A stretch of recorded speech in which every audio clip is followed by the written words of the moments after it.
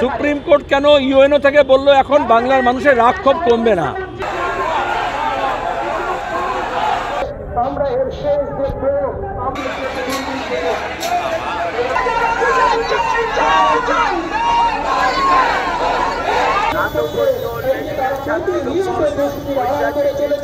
প্রতিনিয়ত দোষীদের রক্ষা করার জন্য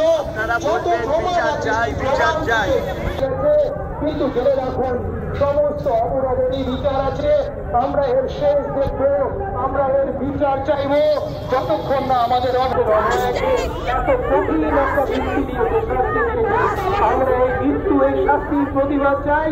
আমরা আসুন দলে দলে আমাদের এই প্রতিবাদ মঞ্চে সামিল হয়ে এই প্রতিবাদকে একটা বৃহত্তর আকার দিতে শুরু করি। আমরা এরপরে কাজ করার দরকার নেই। কি অন্যায় কথা, কি অন্যায় কথা! তুমি সুরক্ষা দিতে পারবে না, তুমি বলছো তোমরা ঘরে বসে থাকো। এই কথা কি মানা যায়? এখানে কি মেনে নেওয়ার জন্য আমাদের আরো সংগঠিত হতে হবে, আমাদের আরো মজবুত হতে হবে, আমাদের আরো দৃঢ় হতে হবে। এই বলে আমি আমার বক্তব্য সমাপন করলাম। ধন্যবাদ। ভারত মাতা কি জয়। অন্যায় করে চলেছে।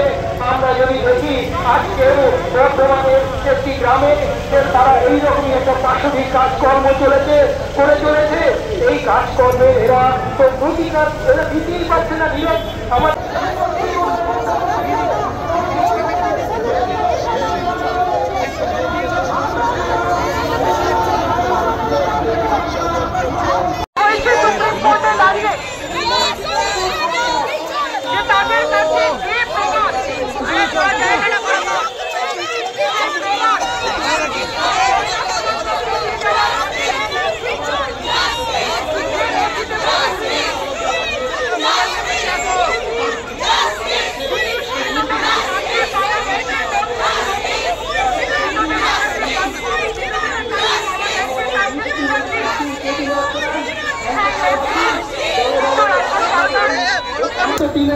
আমাদের অবহেলা তার দেহকে তার মা বাবার হাতে কোনো রকমের ছুঁয়ে যাতে সকলের অবসরে দেওয়াটা দাওয়া করে দেওয়া যায়। জুনিয়র ডাক্তাররা তাদের নিজেদের মিটিং করে ঠিক করবে, তা সব তো করে, তো সাধারণ সভা করবে, মিটিং করবে, তারা কি সিদ্ধান্ত নেবে তারা জানবে। কিন্তু আমি এটুকু বলতে পারি, সুপ্রিম কোর্ট কেন ইউএনও থেকে বলল এখন বাংলার মানুষের রাগ ক্ষোভ কমবে না, বিচার তারা চাইবেই। রাজ্য সরকার বুঝবেন সুপ্রিম কোর্ট যা বলেছেন, কিন্তু এই আন্দোলন যেভাবে তারা চালাচ্ছেন তার সহকর্মীর জন্য, তাদের বন্ধুদের জন্য, সহযোদ্ধাদের জন্য, তাকে তো আমরা কুর্নিশ জানাই। স্বাভাবিকভাবে তারা তাদের সিদ্ধান্ত নেবেন। লড়াইয়ে সংগ্রামে আমরা সাথে সবসময় আছি। রাজ্য সরকার তো দুর্নীতিগ্রস্তদের বিরুদ্ধে ব্যবস্থা নেয় না, যারা তথ্য প্রমাণ লোপাট করে তাদের বিরুদ্ধে ব্যবস্থা নেয় না, সারদার কেস যারা করে তাদের বিরুদ্ধে ব্যবস্থা নেয় না। কেন নেয় না আমি জানি না। জুনিয়র ডাক্তাররা আজকের পর্যবেক্ষণের ভিত্তিতে নিশ্চয়ই তারা তাদের সিদ্ধান্ত জানাবেন। তাদের সিদ্ধান্তকে, তাদের লড়াইকে আমরা সম্মান করি।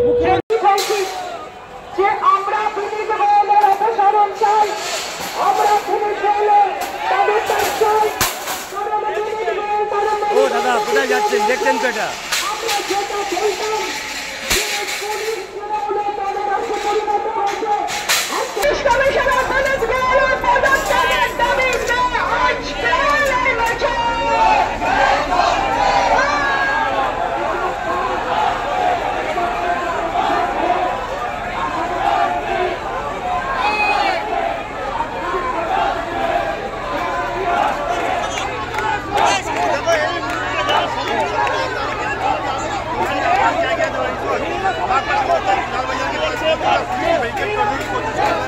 अब देख सकते भारी संख्या में महिला